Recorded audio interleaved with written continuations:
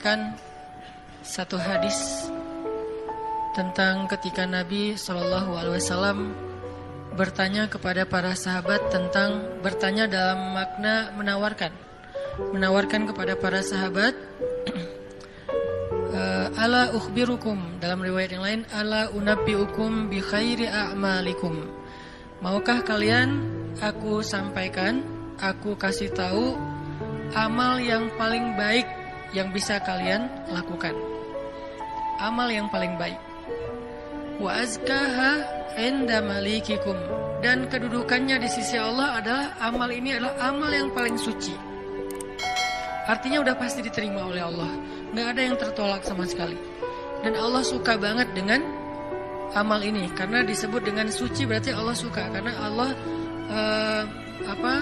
maha suci, maha baik, maha sempurna, dan mencintai kebaikan ataupun kesucian. Wa azkaha 'inda malikikum wa arfa'iha fi darajatikum, dan dia menjadi amal yang paling tinggi mengangkat derajat seseorang. Jadi kalau kita ngerasa hidup kita nih sering diremehin orang, kalau kita itu ngerasa kita tuh joker banget ya, tahu banget rasanya diremehin, dicela, dihina, gak dianggap, apalagi dicuekin, dan seterusnya, perlakuan-perlakuan merendahkan dari manusia, dan kita ingin dihargai nih, kita pengen dimuliakan, kita pengen dianggap sama orang lain, sama teman kita, sama geng kita, sama masyarakat. Maka kata Nabi, wa arfa'iha fi darajatikum, amal ini paling tinggi mengangkat derajat kalian. Sehingga siapa yang mengerjakan amal ini, maka insya Allah dia akan menjadi orang yang sangat mulia, orang yang sangat dihargai, orang yang sangat dikagumi, orang yang sangat disegani. Arfa'iha fi darajatikum wa khairin lakum min infaqiz zahabi wal fiddah. Ini lebih dahsyat lagi. Amalan ini lebih baik daripada kalian menginfakkan emas dan perak. Lebih baik daripada menginfakkan emas dan perak. Siapa di antara kita yang pernah sedekah emas 1 kilo? Gak ada yang pernah, termasuk yang nanya. Mana pernah kita sedekah emas 1 kilo? Yang seharga sekarang berapa sekilo emas? Gak jualan Ustaz. Berapa? Kurang lebih 700 juta? 600 ya? 600-an juta. Ternyata ada pedagang emas di belakang. Sekarang harga 1 kilo emas 600-an juta misalnya. Siapa dari kita yang pernah berinfak 600 juta dan itu berkali-kali dalam satu hari?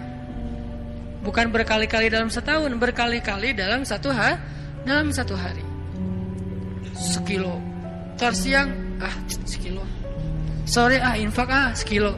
Malam mau tidur, 1 kilo lagi. Sehari 5 kilo. Dan bahkan bisa puluhan kilo, ratusan kilo. Sehingga Nabi mengatakan, wa khairil lakum min infaqiz zahabi wal fiddah. Lebih baik bagi kalian, bukan sama, lebih baik daripada berinfak dengan emas dan perak. Makanya Nabi mengatakan, khairi a'malikum, sebaik-baik amal, sebaik-baik perbuatan. Wa khairil lakum, ini ada yang lebih dahsyat lagi, wa khairil lakum min antalqau aduwakum fatadribu a'naqahum wa yadribu a'naqakum. Lebih baik bagi kalian daripada kalian pergi berperang untuk menghadapi musuh-musuh kalian, menghadapi musuh-musuh Allah, menghadapi orang-orang yang kufar. Lebih baik daripada kalian berjihad, lalu kalian bertemu dengan musuh kalian, fatadribu a'naqahum, sehingga kalian menebas batang leher mereka, au yadribu a'naqahum, atau mereka yang akan menebas batang leher kalian. Apa maksudnya? Lebih baik daripada jihad dengan 2 kemungkinan. 1, menang dalam peperangan. 2, syahid dalam peperangan.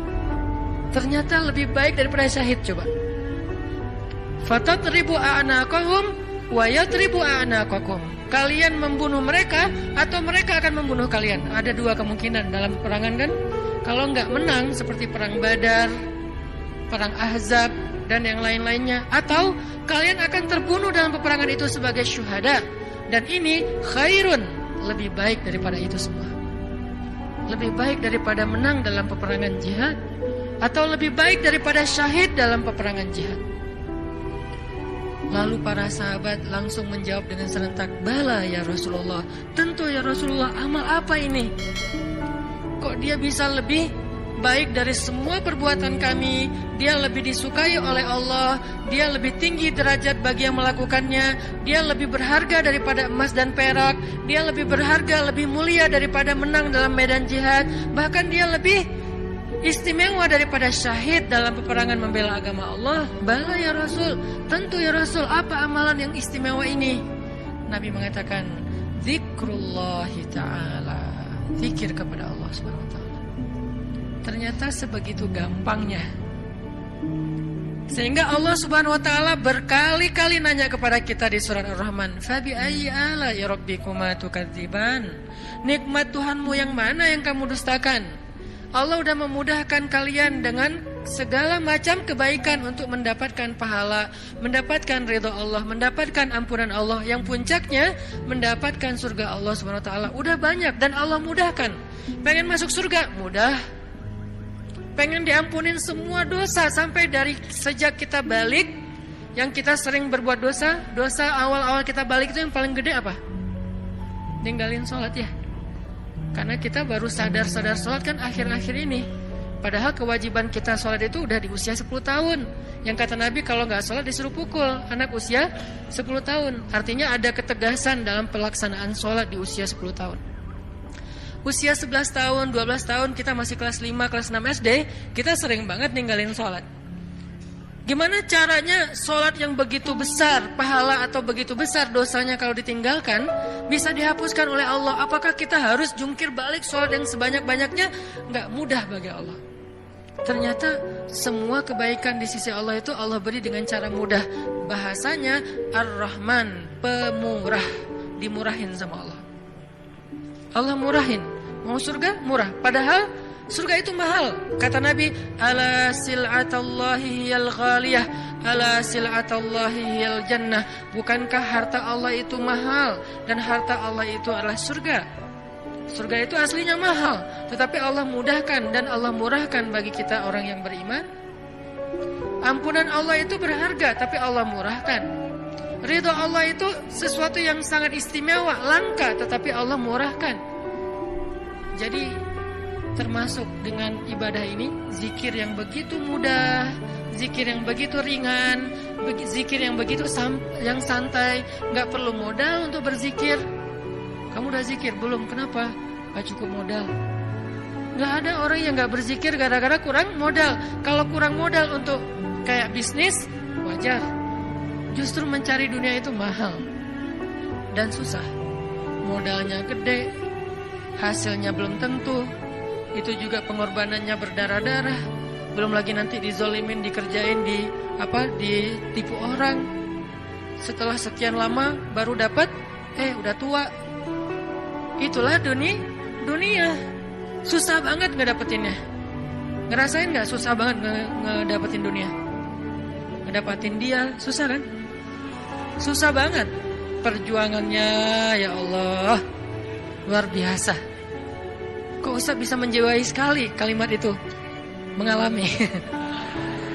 Itulah dunia. Sedangkan apa yang Allah tawarkan di akhirat itu ringan, tetapi kita mungkin itulah kelemahan saya dan kita semua, bahwa memang kita lebih memilih yang susah, udah gitu berkeluh kesah, meninggalkan yang mudah dan mendustakan nikmat Allah. Kita pilih yang susah, pas udah capek berkeluh kesah. Ya Allah, kita nuduh Allah macam-macam. Padahal Allah udah ngasih yang paling mudah, tapi kita abaikan dan kita kufur kepada nikmat Allah. Jadi teman-teman yang dirahmati Allah, Nabi sendiri yang menawarkan kepada kita sekarang dalam hadis riwayat Hakim Tirmizi dengan derajat yang sahih tadi. Ala unabbiukum ya syabab Bandung, maukah kalian aku berikan sebuah amalan wahai pemuda-pemuda Bandung? Apa itu? Amalan yang khairul lakum min infaqiz zahab, yang lebih baik daripada menginfakkan emas, lebih baik daripada mati syahid, walaupun syahid juga tetap mulia, lebih baik daripada menang dalam peperangan. Tentu kita akan menjawab seandainya kita ketemu dengan Nabi, bala ya Rasulullah, tentu ya Rasul. Apa amal itu, apa? Dan kita mengatakan bala bukan dengan kalimat cuek, bukan dengan kalimat boleh sih, apa nih Rasul, nggak gitu. Kita ngomong itu bala dalam bahasa Arab sesuatu yang kayak antusias banget. Kalau mereka nggak antusias, mereka nggak akan bilang bala. Mereka bilang bala ya Rasulullah, artinya antusias, sehingga kita menjiwai hadis ini. Walaupun kalimat hadis ini nggak terlalu panjang, cuma satu kalimat pendek yang kalau dibaca kurang dari 5 menit selesai. Tapi menjiwainya, memahaminya itu butuh waktu sampai kita bisa benar-benar senang dengan nasihat dari Nabi ini. Bukankah banyak orang cari nasihat jauh-jauh ya? Sekarang yang ngasih nasihat Nabi langsung. Sehingga kita mengatakan, bala ya Rasul. Apa itu ya Rasul? Apa amalan itu? Saya pengen dapat semua kebaikan yang Nabi katakan tadi. Lebih dari ini, lebih dari ini, lebih dari ini. Dan Allah sangat suka dengan amal itu. Otomatis Allah suka dengan orang yang beramalnya. Zikrullah, kata Nabi, mengingat Allah, berzikir kepada Allah. Makanya itulah kenapa Allah Subhanahu wa taala berfirman di surat Al-Ahzab yang tadi kita baca. Ya ayyuhalladzina amanu uzkurullaha dzikran katsira wasabbihuhu bukratan wa asila. Wahai orang yang beriman, ingatlah Allah, berzikirlah kepada Allah dengan zikir yang sebanyak-banyaknya. Kenapa? Karena zikir itu ringan. Allah gak nyuruh kepada kita sesuatu yang berat. Allah belum bilang jahidul kuffar, perangilah orang-orang kufur. Allah baru mengatakan anfiqu min amwalikum, sedekahkan harta kalian, min amwalikum, sebagian dari harta kalian. Enggak. Itu mungkin buat kita masih butuh waktu belajar. Sekarang Allah mengatakan uzkurullaha dzikran katsira, ingatlah Allah, sebutlah Allah, zikirlah kepada Allah sebanyak-banyaknya. Kenapa? Lebih baik dari semua tawaran-tawaran yang itu.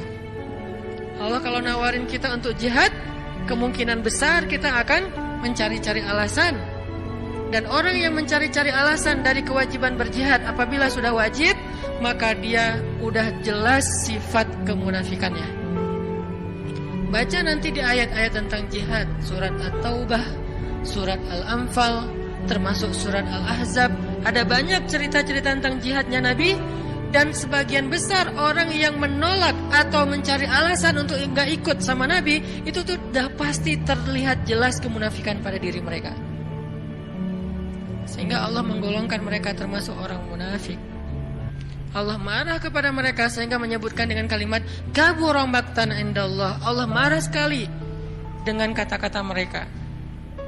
Di dalam surat yang lain dikatakan mereka itu termasuk orang-orang yang pendusta.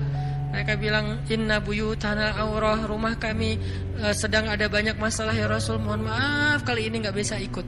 Yang lain mengatakan anak saya sakit ya Rasul, maaf gak bisa ikut. Yang lain mengatakan saya kurang enak badan ya Rasul, maaf gak bisa ikut. Semua alasan yang mereka katakan, Nabi hanya bilang ya sudah. Tapi Allah mengatakan aku tahu isi hati mereka dan mereka orang munafik. Berat soalnya perintah jihad itu berat. Alhamdulillah kita di Indonesia gak ada kewajiban berjihad, soalnya penjajah kita sudah pergi dan diusir oleh para pahlawan kita. Coba kita masih hidup di zaman Belanda atau Jepang atau Portugis, maka kita semuanya wajib berjihad membela tanah air. Alhamdulillah udah merdeka, jadi kewajibannya bukan lagi jihad, lebih ringan dikit, dakwah. Tidak perlu mengangkat senjata, cukup kita mengajak kepada kebaikan. Karena seandainya perintah jihad itu muncul di tengah-tengah kita sekarang, kemungkinan besar kita akan mencari 1001 alasan. Ada yang alasannya saya masih kuliah lah, ada yang alasannya saya belum nikah lah. Memang ada alasan gak bisa berjihad gara-gara belum nikah. Ustadz, nanti kalau saya syahid terus saya belum, statusnya masih jomblo, gimana Ustadz? Gak usah dibahas sekarang, hampir kepancing. Artinya ya kalau seandainya perintahnya adalah jihad, kita mungkin termasuk orang-orang yang anulir di awal waktu udah langsung dicoret, nggak masuk. Kalaupun kita mau, tetap nggak diizinkan. Kenapa? Nggak cukup syarat. Pegang senjata nggak pernah, baru jalan 100 meter udah ngos-ngosan, nggak makan sehari udah lemes. Ya, gimana mau jihad? Padahal jihad itu fisiknya luar biasa, nggak tidur berhari-hari, apalagi ya tanya aja ke teman-teman dari militer lah. Latihan aja udah seberat itu, gimana menghadapi musuh. Kita mau berangkat pun nggak diizinkan karena nggak memenuhi syarat. Itu perintah jihad. Ternyata ada yang lebih baik daripada jihad, zikrullah. Perintah berinfak. Kata Allah, berinfaklah dengan harta terbaik. Lan tanalul birra, tidaklah sempurna kebaikan kalian hatta tunfiqu mimma tuhibbun, sampai kalian berinfak dengan harta yang paling kalian cintai. Langsung kita ingat, harta yang paling saya cintai. Udah belum kita berinfak dengan harta yang paling kita cintai? Ada yang baru beli mobil sebulan yang lalu, ini yang paling saya cintai. Anak masuk ke mobil, awas sendal, sepatu. Nggak boleh kotor mobilnya. Cewek baru beli apa misalnya kosmetik, infak kosmetik. Atau baru beli rumah dikasih sama suaminya, rumah baru banget, baru naik ke sofa, jangan ini kotor. Sofanya dijaga, nggak boleh kotor. Apalagi kita baru beli sesuatu yang paling berharga buat kita, harta yang sifatnya materi. Maka kata Allah, tidak sempurna infak kita sampai kita pernah, walaupun gak apa-apa, gak usah sering-sering, pernah menginfakkan harta yang paling kita cintai. Berat pasti, karena infak kita itu baru harta yang sisa. Kelebihan harta, bahasa lembutnya. Kalau bahasa vulgarnya, sisa. Infak makanan, sisa. Infak pakaian, sisa, giveaway. Apalagi infak uang sisa, receh. Jadi infak kita tuh masih infak sisa. Baik Ustaz, baik, tetapi belum sempurna. Karena ada derajat, ada tingkatan-tingkatan. Ada yang menginfakkan harta yang lebih, oke, sisa. Ada yang menginfakkan setengah hartanya. Ada yang menginfakkan yang paling dia cintai. Ada yang menginfakkan seluruh hartanya, yaitu Abu Bakar As-Siddiq. Kita level yang paling mencintai, yang paling dicintai aja belum sanggup. Lalu Nabi mengatakan, mau nggak kalian aku tawarkan yang lebih baik daripada infak harta yang paling kalian cintai? Lebih baik daripada memberikan mobil kesayangan kalian, lebih baik daripada memberikan pakaian kesukaan kalian, lebih baik daripada, saya kadang-kadang diminta kupluk aja. Ada teman-teman di luar kota misalnya, pas saya datang, Ustaz boleh minta kupluk Ustaz? Aduh ini warna kesukaan saya. Baru kupluk yang warna kesukaan aja kayak berat mau ngasih, hijau dan abu. Pernah dulu karena gak bisa nolak, dia udah baik banget sama saya. Sampai sekarang saya ingat-ingat, itu topi ya, sukaan saya banget tuh. Sampai sekarang dia ingat-ingat. Kalau ketemu dia saya langsung nyari, dia kok gak dipakai sih topinya, balikin dong kalau gak dipakai gitu kan ya. Saking kayak emang kesukaan saya banget. Itu aja gak bisa, padahal murah loh. Masih hitungan puluhan ribu atau ratusan ribu. Baju yang kesukaan saya, yang saya sering pakai tuh, kotor cuci langsung, keringin, setrika, pakai lagi. Karena senang banget dengan baju itu, diminta sama orang lain, mau gak ngasih? Kayak masih berat. Nabi itu pernah dimintain baju yang beliau suka banget, diberikan oleh Raja Khorasan.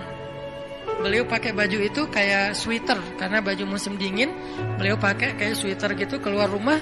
Tiba-tiba kata seorang laki-laki di jalan, ya Muhammad bajunya bagus banget, boleh minta gak? Orang Badui terlalu jelas ngomongnya, to the point. Muhammad tuh bajunya bagus banget, boleh minta gak?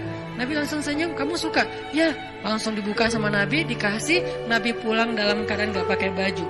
Coba, dingin-dingin, gak ada alasan, aduh saya lagi gak pakai daleman, dingin nih, gimana ya? Gak pakai alasan, langsung ngasih.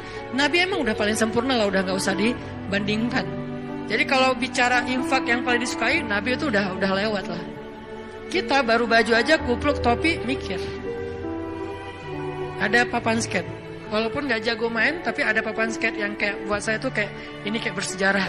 Saya paling sering jatuh karena papan ini gitu. Terus kalau ada yang Ustaz mau gak giveaway papan skate untuk donasi atau apa, itu masih mikir lama. Ya udah deh, yang ini aja deh. Ada 3 misalnya, ngasih yang jarang dipakai. Masih gitu coba. Nah sekarang Nabi bilang, mau nggak aku tawarin sesuatu yang lebih istimewa daripada kamu berinfak dengan semua barang kesukaan kamu, koleksi kesukaan kamu. Ternyata ada yang lebih istimewa. Apalagi? Infak, jihad, syahid, dan yang lain-lainnya. Nabi mengatakan, mau nggak yang lebih baik dari semua amal kalian? Tahajud, amal itu jamak. Tahajud, puasa Senin Kamis, infak, jihad, tilawah, dan seterusnya. Apa ya Rasul? Zikrullah. Ternyata kita kira jawabannya bakalan amal yang susah, amal yang berat, amal yang langka orang bisa ngelakuin. Ternyata amal yang ringan banget, amal yang sepele banget. Tetapi itulah bukti bahwa Allah Rahman, Allah Maha Pemurah. Allah gak mau menyusahkan hambanya. Makanya berulang kali saya katakan ayat yuridullahu bikumul yusra wala yuridu bikumul usr. Allah tuh memang pengen mudahin kalian. Allah tuh gak suka menyusahkan kalian. Kita sendiri aja yang nyari kesusahan. Kita sendiri yang nyari ribet. Allah tuh carinya yang mudah-mudah aja buat kita. La yukallifullahu nafsan illa usaha. Salat gak bisa berdiri, duduk. Gak bisa duduk, berbaring. Gak bisa tepat waktu, dijamak. Buru-buru, dikosor. Lupa, dikodok.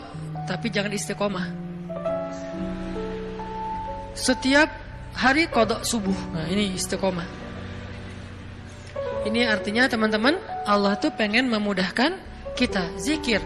Tapi jangan mentang-mentang Allah memudahkan kebaikan untuk kita, lantas kebaikan itu jadi bernilai murah bagi kita. Enggak. Sesuatu yang mudah di sisi Allah tidak selalu murah. Itu kan mindset manusia ya. Yang mudah itu jadi murah kan. Yang susah itu jadi berharga mahal. Yang langka makin mahal, makin langka makin mahal. Allah enggak kayak gitu. Matematika Allah bukan makin langka makin mahal. Justru makin dekat kepada Allah, walaupun itu mudah, maka itu makin mahal.